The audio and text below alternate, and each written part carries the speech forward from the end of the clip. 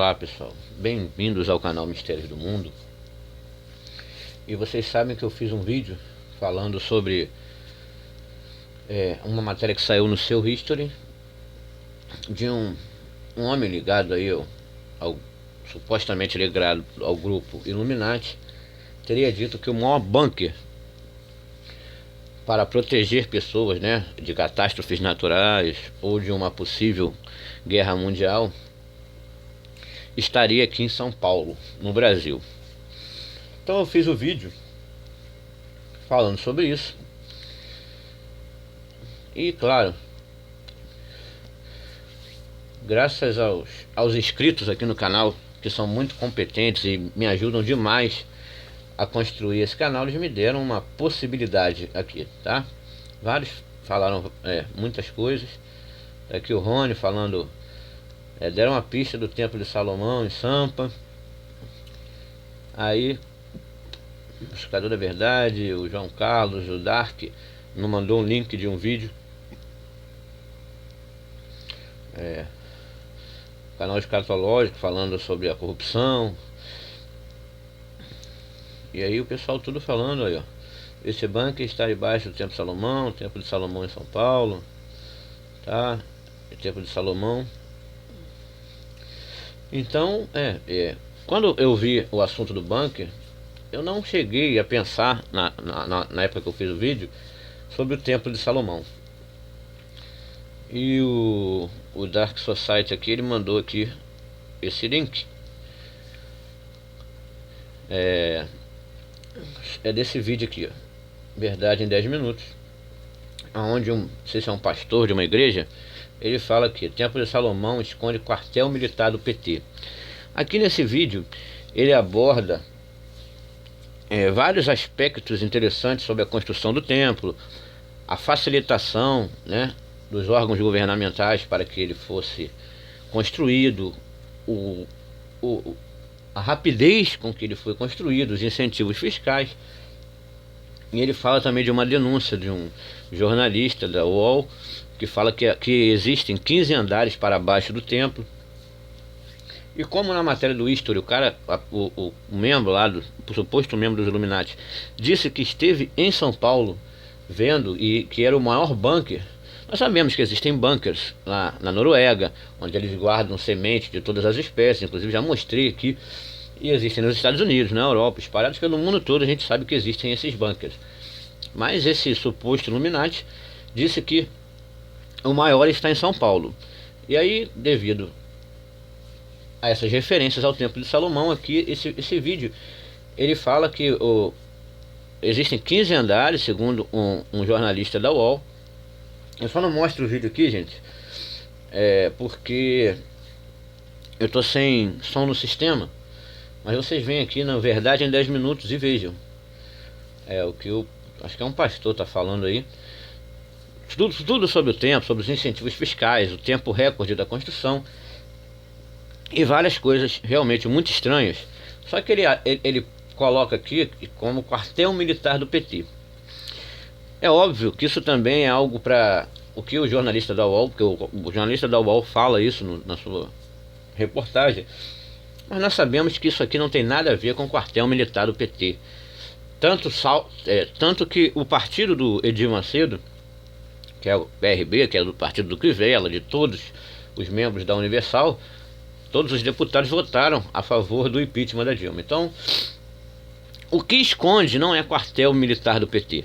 O que supostamente estaria embaixo do Templo de Salomão seria esse bunker, que na realidade é uma proteção para uma possível catástrofe natural, para uma possível guerra mundial, para proteger os ricos, o grupo de poder de uma possível catástrofe, de uma possível guerra. Aqui eu já li a matéria, gente. Eu não vou ler tudo de novo aqui a matéria do seu History, mas eu tenho um vídeo. Eu vou deixar na descrição aqui o vídeo que eu digo o maior bunker está em São Paulo, Eu conto aqui, eu leio tudo a matéria sobre essa questão. Eu não vou ler tudo de novo. Então, primeiramente agradecer aos inscritos que me deram essa pista, porque realmente, se o jornalista falou, denunciou que haviam 15 andares para baixo do Templo de Salomão, da Universal, e apesar do pastor aqui dizer que era esconde quartel militar do PT, isso não é verdade. O que estão querendo encobrir realmente é que existe um bunker para a proteção de catástrofes e guerras, e não, até porque, como eu volto a dizer, todos os membros do partido do PRB, que é o partido do Edir Macedo, votaram a favor do impeachment da Dilma. Isso aqui também serve para omitir o que realmente há embaixo do Templo de Salomão, que possa ser realmente um bunker, já que existem 15 andares para baixo. Toda denúncia, gente, o pessoal pode aumentar, ele pode, mas tem um sentido de verdade. Então, gente, eu queria fazer uma pequena explanação sobre o templo, porque a gente vai nas escrituras aqui agora, que eu resolvi, eu ia só falar dessa pista sobre o bunker que está embaixo do Templo de Salomão, da Universal, mas eu resolvi fazer essa pequena explanação sobre a questão do templo. Eu já fiz um vídeo inteiro falando sobre o templo, na época do canal Água Viva, alguns anos atrás, quando eu tinha o canal Água Viva, né, que o Mistérios do Mundo ele surgiu agora há 5 meses, mas eu já tinha um canal do qual eu falava só de escritura e tal, e lá atrás, se vocês forem lá atrás, eu falo sobre a questão do templo, mas eu vim fazer uma pequena abordagem sobre o templo, coisa rápida. Quem tiver interessado, assistam até o final, porque sobre a questão do templo, sobre a questão do bunker que está em São Paulo, eu penso que faz muito sentido estar debaixo do Templo de Salomão, devido à rapidez com que ele foi construído, os incentivos fiscais dados pelo governo e N questões que estão envolvidas aí. Bem, aqui em 2 Samuel capítulo 7, eu não vou ler tudo para não ficar muito longo. O rei Davi aqui, dizendo ao profeta Natan que morava em casa de cedro, e que a arca de Deus morava dentro de cortinas, e disse que queria construir uma casa aí para o pai.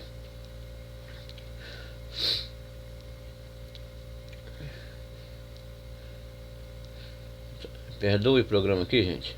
Eu vou tentar puxar aqui.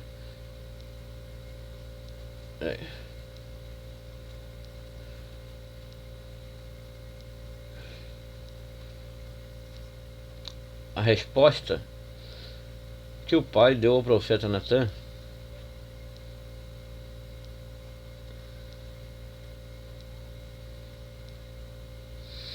foi, eu não vou ler tudo porque já tá, o programa já está lento. Se eu ficar lendo tudo, aí o Criador vem falando para Davi que tirou ele de trás da malhada das ovelhas, que levantou ele, fez ele grande, e falando da petulância de Davi em querer construir uma casa para o pai.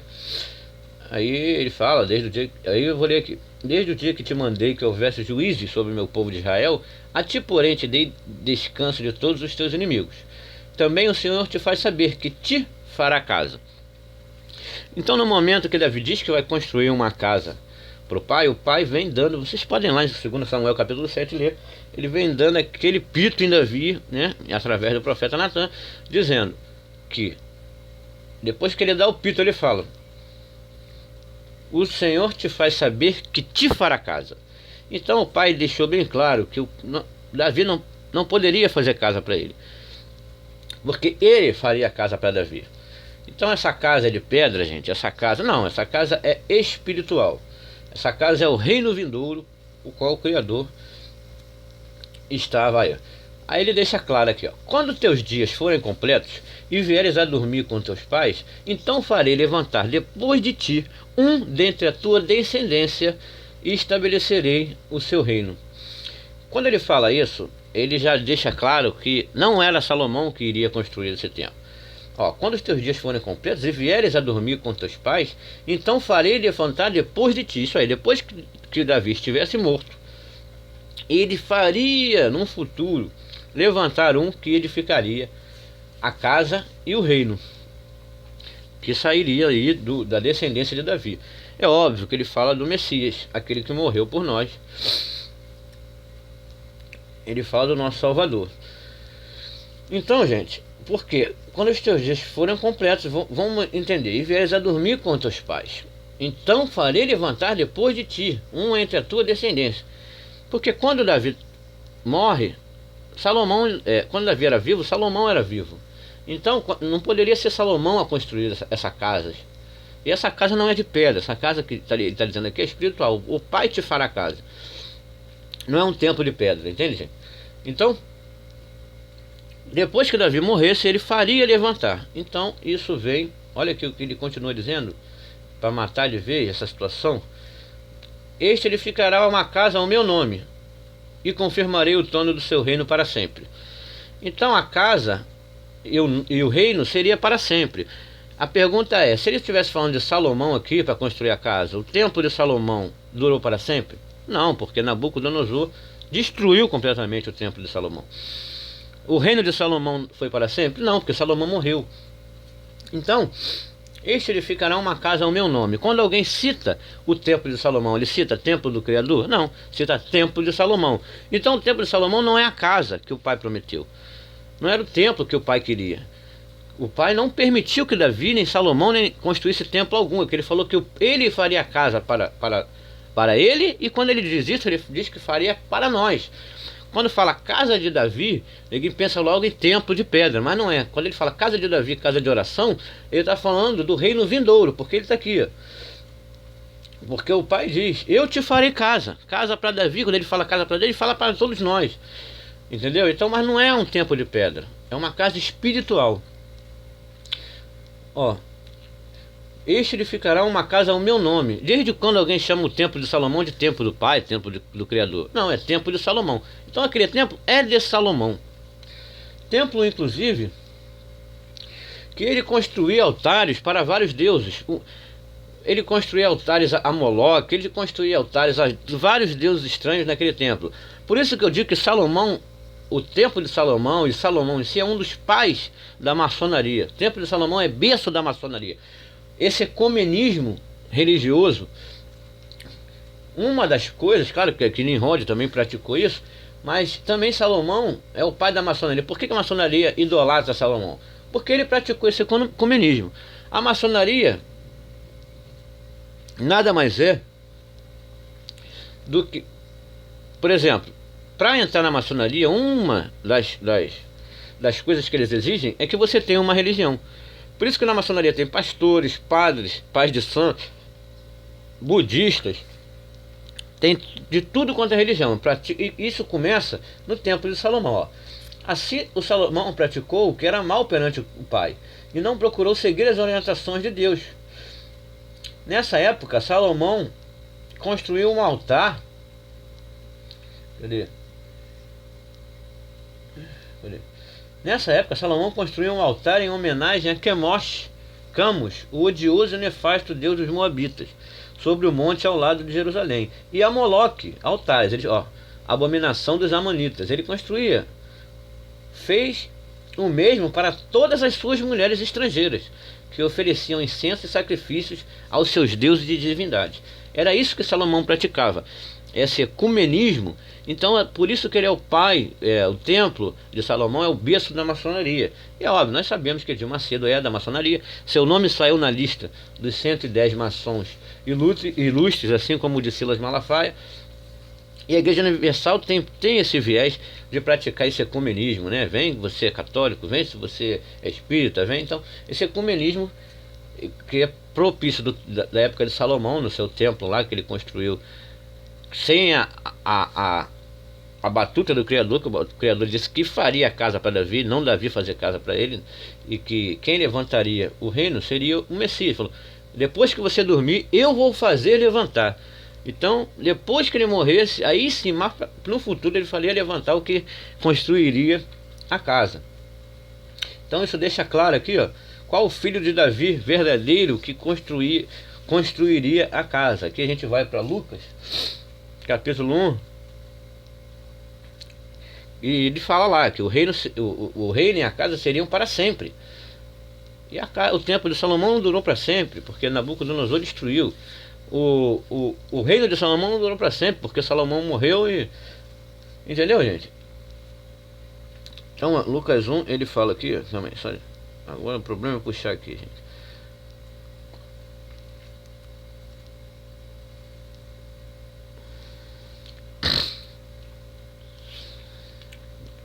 Essa gripe me pegou. Peraí que eu tô tentando puxar aqui, ó. Ó, eis que em teu ventre... Porra! Perdão, gente, pelo xingamento.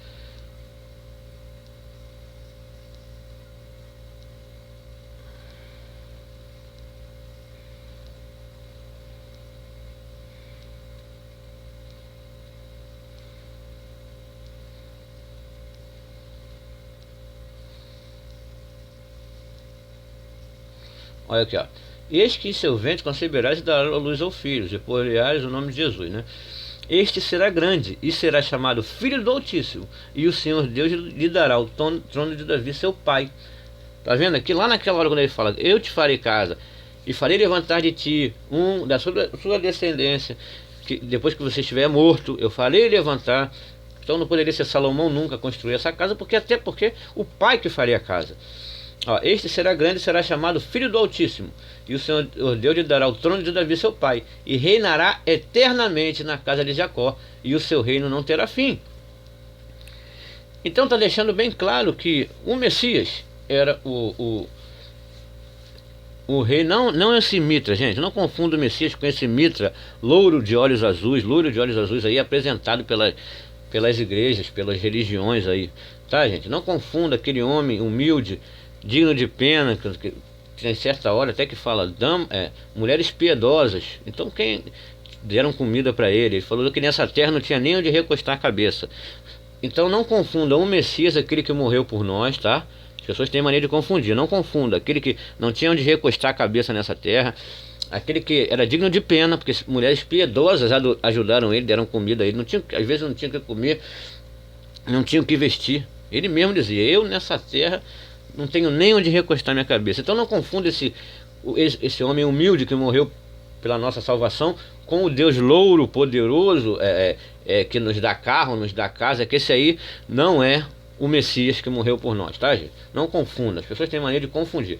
Esse aí é aquele que, esse Deus louro de olhos azuis, é aquele que levou lá o Messias lá no pináculo e falou, ó, todos os reinos, todas as riquezas a mim foi entregue. Essa raça é Satanás, raça Satã.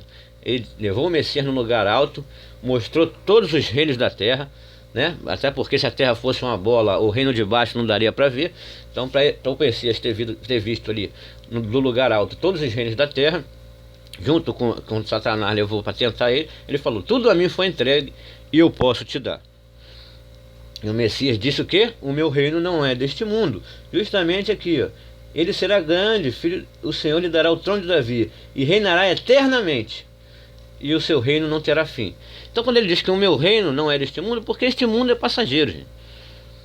Entendeu? Este mundo aqui é físico, a gente está preso ao espaço-tempo e preso a várias coisas. Então, para deixar claro, para fechar com chave de ouro, que o pai nunca mandou construir templo algum, e que o templo de Salomão era berço da maçonaria, praticava o ecumenismo religioso, assim como a Igreja Universal pratica, e várias outras, gente. Isso aí todas elas no mesmo balaio, a maioria no mesmo balaio. Eu não estou aqui eu tô aqui para mostrar o que é, gente. Goste, doa quem doer, não tem. Aqui deixa eu tentar abrir aqui. Em Atos 7, a gente vai fechar com chave de ouro esses raciocínios.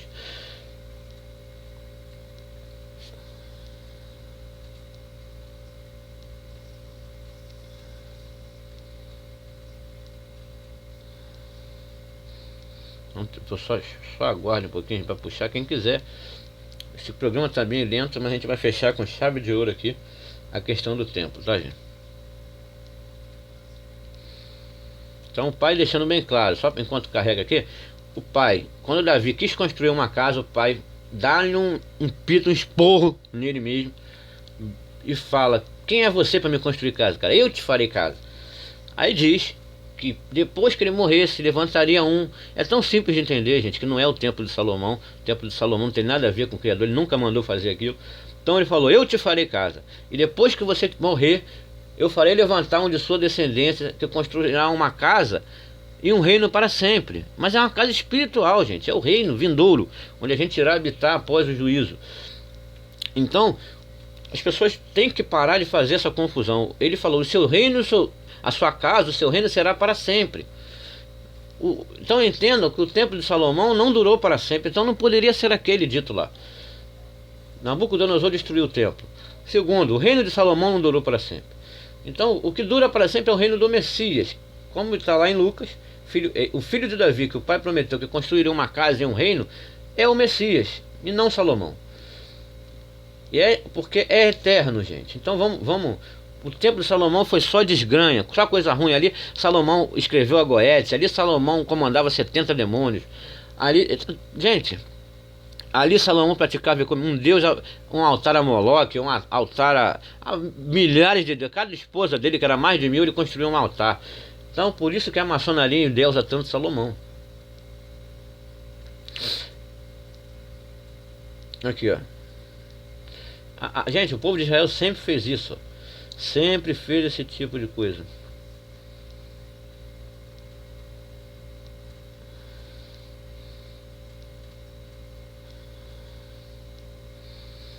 Tô tentando achar aqui.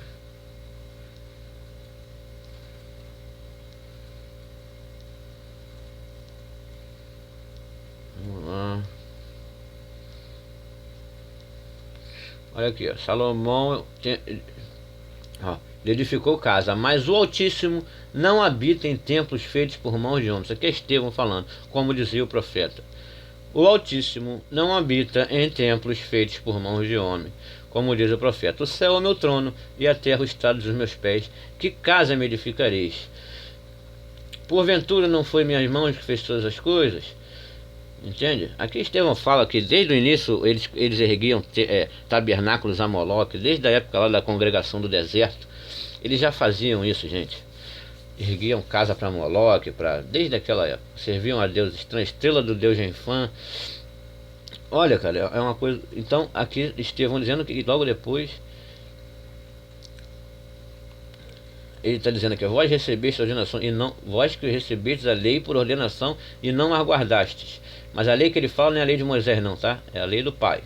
Amar-vos uns aos outros, amar o próximo como a ti mesmo, amar o Pai sobre todas as coisas, como o nosso Messias ensinou.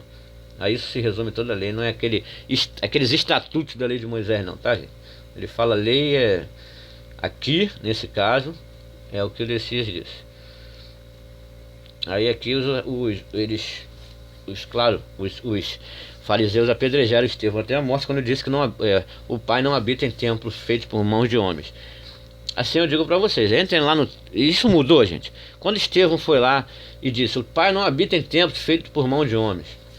Os fariseus do templo, que defendiam o templo, apedrejaram ele na hora. Então, vê se isso mudou nos dias de hoje. Entra lá num templo da Universal, ou de qualquer outra igreja aí, do Silas Malafaia, de qualquer um, e fala: o Pai não habita aqui não, o Pai não habita em templo. Você vai ver se você não vai ser linchado igualzinho Estevão foi. Então isso não mudou não, passou 200 anos, 2000 anos, perdão, e a coisa continua do mesmo jeito. Se você falar a verdade, você é apedrejado, achincalhado, assim como a gente é aqui, o tempo todo. E essa parte, eu penso que Paulo define o Criador de maneira excepcional. Se você quer seguir ao Pai, você tem que ler eu acho que isso aqui você vai entender tudo. Claro, como mesmo Paulo dizia, se és que tu tens o Espírito, né? Porque tem gente que entende, não estou aqui ensinando nada a ninguém. Eu costumo dizer, João disse: não há necessidade que ninguém vos ensine, porque o Espírito que está em vós o capacita a todas as coisas. Eu também acredito nisso piamente. Sabe por quê? Porque eu não ensino nada a ninguém. Quando eu sempre digo isso. Quando eu falo alguma coisa, a pessoa já sabia. Ela apenas desperta. Não é que eu estou ensinando a ela. Ela já sabia, dentro do íntimo dela, ela já sabia. E quando eu falo, aquilo desperta. Assim, caraca, é isso. Entendeu, gente? Agora tem gente que Paulo dizia: se é que tu tens o Espírito. E a pessoa não entende, é cega, não adianta, cara. E aí, quando não tem o Espírito, não sou eu que estou julgando quem tem ou não tem o Espírito, não. Isso aí é Paulo que falou, tá? Então as pessoas tem pessoas que têm muita dificuldade em entender coisas simples do Criador. Porque tudo do Criador é simples, gente. Quem dificulta aí é a Babilônia.